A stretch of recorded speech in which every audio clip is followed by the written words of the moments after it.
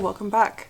Today is Monday, July 29th, and this is episode 23. My husband is home from work today. Normally he works on Mondays, but he is home and he's watching the kids, so I thought I would try to squeeze in an episode. I had it all set up to record an episode last week, and then it just, life got crazy and it didn't happen, and such is life with a 4-month-old. So, and also it just being summer, we have tons of projects in the works right now, and we're not always the best at estimating how much time things are taking. So I'm just glad that I'm here now, able to do this, and I don't have any notes or anything, so I'm gonna try to remember everything that I wanted to talk about, and hopefully I can get through it without forgetting too many things. So I want to talk about a couple works in progress. One of them that's almost a finished object. I want to talk about some natural dyeing that I've been doing, the natural dye knit along, and then I want to maybe do a yarn giveaway.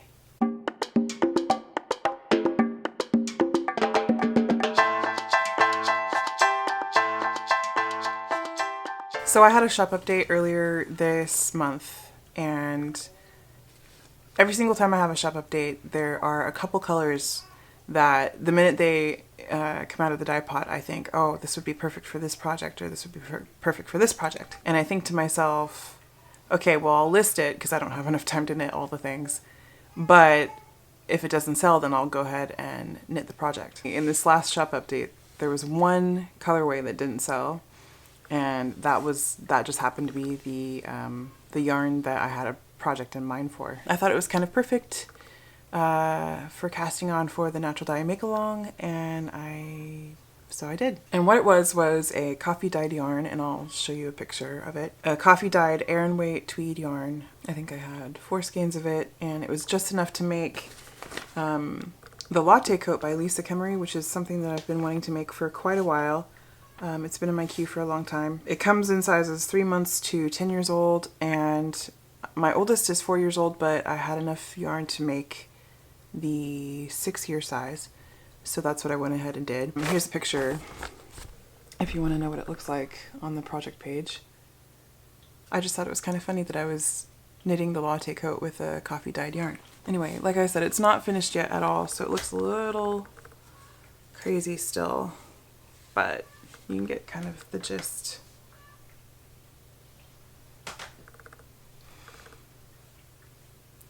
And I opted for the hooded version. And to be honest with you, I really had a hard time kind of conceptualizing how much of a hood, how much hood length I should knit. So I really overshot. It's a very, very big hood. Try to insert a video or something where she's putting this on. I mean, she's drowning in it, but it's fine. And one of the things I really like about this pattern is the woven basket stitch detail along the edges. I think it's just really pretty. I actually wish I'd gone another repeat or two of this stitch and made it wider and more prominent. Maybe just one more. But I was worried I was running out of yarn, and actually I probably could have swung it, but oh well. And then to make this sweater seem a little bit more jacket-like, it has like a double, it has double buttonholes along the buttonhole band all the way down. So I'm considering doing toggle buttons, or I might just do the leather buttons that I always use for everything, but we'll see. Anyway, yeah, she's drowning in this, but she's also growing like a weed, so I think she'll eventually fit into it. And I think it's a good sweater for, you know, hiking, tromping around the woods. Just, yeah, it's nice and cozy. It's made with a worsted spun yarn, and so it's really kind of thick and drapey. If you want to make this more like jacket-like, you might want to go for a woolen spun yarn, because it might hold its structure a little bit better. But I'm curious to see how this wears and how much she uses it and all of that. Yeah. Okay, so for my next work in progress, I went looking through my stash, and I've had this collection of Letlopi sitting on my shelves for quite a while. I was initially going to use the yarn to knit the Solbian cardigan. I think that's what it's called. But for whatever reason, I just fell out of wanting to knit that. So I needed to use the yarn up for something. So I had 3 different shades of gray. This is the one that I have the most of, and then I have like 5 of these, and then 2 of these, and 2 of these. So I knew this was going to be my main color, and that these were going to be the contrast colors. So I went looking around, and I found Loki 2.0 by Raga Eriksdotter. And let me just warn you, if you are someone who prints your patterns in black and white to save ink or whatever, you probably don't want to print this one in black and white. I ran into some trouble with that, and it took a long time for me to understand. Like I kept looking at the chart saying, like, this doesn't make any sense. What's going on here? Finally, I just pulled the pattern up and looked at the chart in color, and I was like, oh. Because there's just not enough contrast between the white and the light gray and the dark gray and or the black or whatever that's used on the chart. Anyway, I am knitting the cardigan version of this, and here's the front. And here is the back. And I actually really, I don't know how well it's showing up on the camera, but I really love the low contrast that's happening. It's one of my favorite features. When it comes to color work, I love low contrast. I know I'm probably in the minority with that, but to me, it just looks kind of more like a painting or something. So I'm really digging how this is turning out. And this will also be my very first steeking project. So you can see here, that's where I'm going to cut. And I think I'm probably going to try to steek it on camera. I've never cut into my knitting before, so I hear it's easy. I hear it's not nearly as nerve-wracking as it seems. But we will see. Anyway, this is going to be for my oldest again. I mostly knit my little knits for her because obviously she'll wear them and then grow out of them, and then my youngest can wear them. And I am knitting the 6-year size again, though I have to say, judging by the looks of it, I think it's going to fit a lot better than the latte coat will right away, you know. I think it's something she'll be able to wear this fall and winter as the weather cools off. And I know I keep thinking about it in terms of walking out in the woods, but I think this is going to be another really great piece for tromping around in the woods. It is one of my goals to get my kids outside a little bit more often. If you're on Instagram, you might know this, but I am really considering doing homeschooling, and I'm looking at the Charlotte Mason kind of method of doing that, and sort of Waldorf inspired things, which means that we're going to be outdoors a lot, and I don't want it to be restricted to just the warmer months. So I want to make sure that we are well prepared for being outside when it's cold. And that's why I'm knitting lots of woolly sweaters. So I'm probably actually gonna, if there's enough yarn, I might make a little version for my baby too, which would be really adorable. So yeah, anyway, I just recently finished the color work section on this. See if I can unfold it enough for you to see all of it. And I separated the sleeves out, and now I am just on that row to stockinette, which is probably my favorite part. Though watching this color work unfold was really, really fun. I don't know why I don't knit more color work sweaters, because I'm always really into them.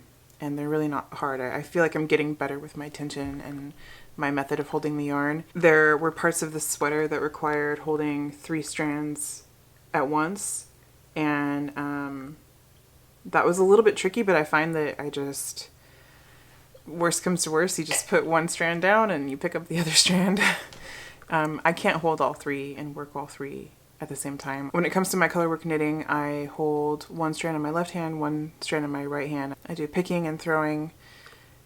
And so when I have a third strand, I put it in my right hand, and then I just put that one down and then throw it. And then when I'm done with that one, I put it down, grab the other one, and throw it. So it's probably a lot slower going than most people who are prolific with colorwork, but it works for me for now, and I feel like it gives me the most even tension, I guess. Floats, if you're curious. I like looking at the floats. I don't know. I'm having fun. This is a fun project. I want to do more color work. I think it's really, really pretty.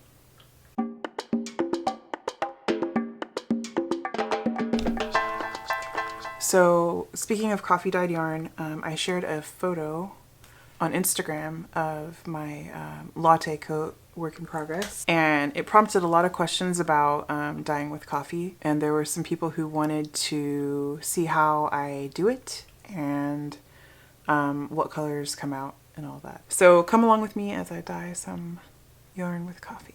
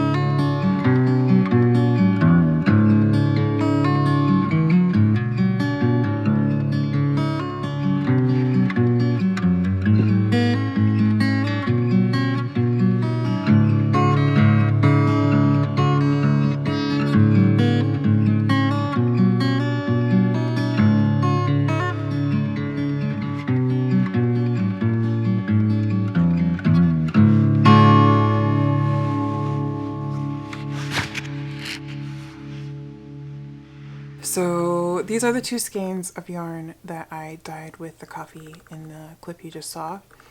I just did a really small experiment with just a small amount of coffee grounds. It was maybe 3 or 4 days worth of coffee pucks, because we've been using the AeroPress a lot, and my mom's partner lent us her espresso machine, so we've been drinking lots of coffee. So instead of doing a bunch of yarn, I just dyed up 2 skeins. And you can see the color is not all that saturated. They both looked like this when they came out of the dye pot. And then I put this one through an iron bath, and it cooled down quite a bit. I would say this is like a really almost yellow, light brown color. And then this one, it almost kind of looks like green, like a green-gray. I've considered putting them together in a project, but I'm just not sure if they're my color. So anyway, I think they're really pretty though. Maybe the yellow would be okay. Or just the green. Anyway, I think they're really pretty, but I don't know if I'll use them for a project for myself. People have been asking if I'm going to sell them. I don't know. We'll see. I might use them for a project for my kids. These are both non-superwash wools, and if you use coffee on a superwash or a silk, then you will probably get a far more saturated color, similar to the latte. coat, which is a superwash wool. And actually this is a light gray base, whereas these are like a off-white slash cream base. So keep that in mind. The base color has an effect on your overall color results. But also just the fact that this is a or a superwash wool takes color a lot more intensely.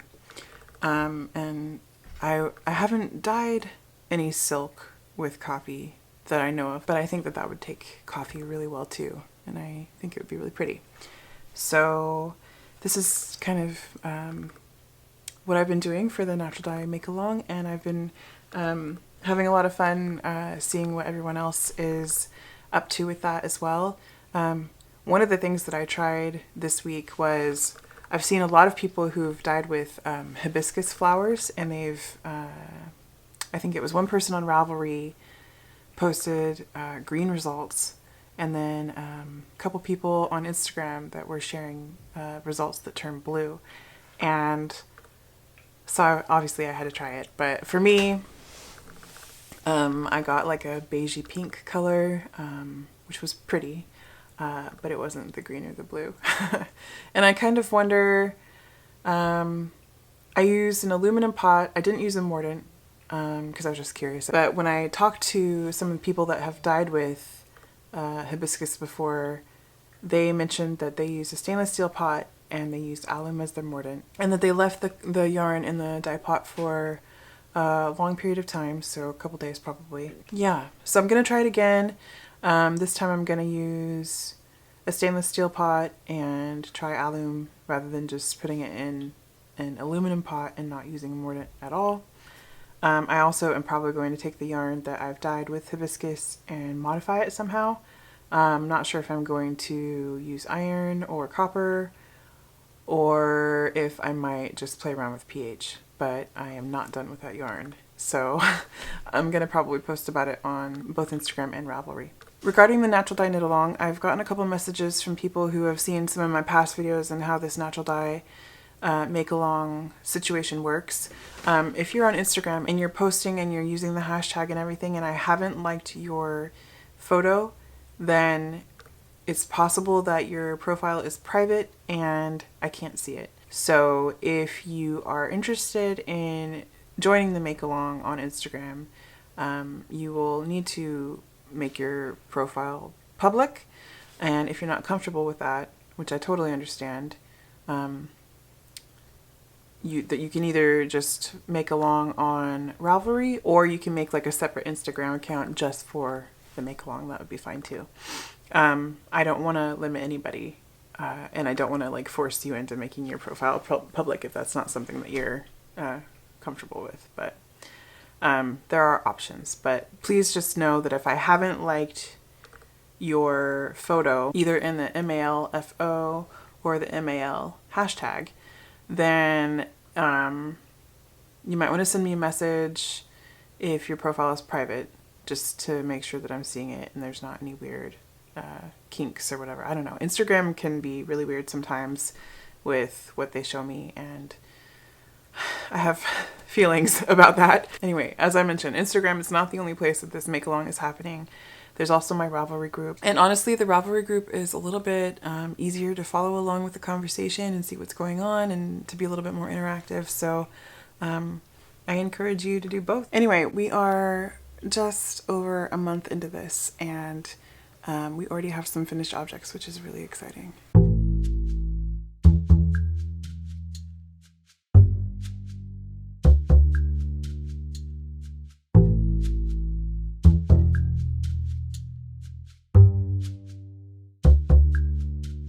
And then you can see there's a few on Instagram as well. So, and if you want to be inspired, check out the Natural Dye Make Along chatter thread on Ravelry, or the hashtag Natural Dye Make Along hashtag on Instagram. Okay, so I want to do a yarn giveaway. So I think it was sometime last year, maybe even longer, I dyed up a couple skeins of this. It's a superwash merino. There's no nylon. It's 100% merino fingering weight yarn with avocado. And then I also dyed up these skeins of mohair silk, also with avocado. And you may recall that a few episodes ago I paired these two yarns together to make a teddy bear sweater for my baby. And it created this fabric. Really soft and really warm and squishy, and it gives it that heathered look. It's just really pretty. I'll turn down the exposure a little so you can see. So this is the yarn I want to give away. I've been hoarding it for a long time, thinking that I would get around to making a project, but like I said, I don't really have the time, and it's too pretty and needs to go together, and I just need to send it out into the world. I'm just feeling that right now. So I would like to do a giveaway. I'm going to do it in my Ravelry group. I'm going to open a thread, and I'm going to have you guys answer a question. And then by the next time I record a podcast, I'll choose someone and get your information and send it out to you. So yeah. I think that's it for today. Like I said, I didn't really make notes or anything, but I think I covered everything. So I'm just gonna go ahead and edit this video, pop it online, and I will see you guys next time. Bye.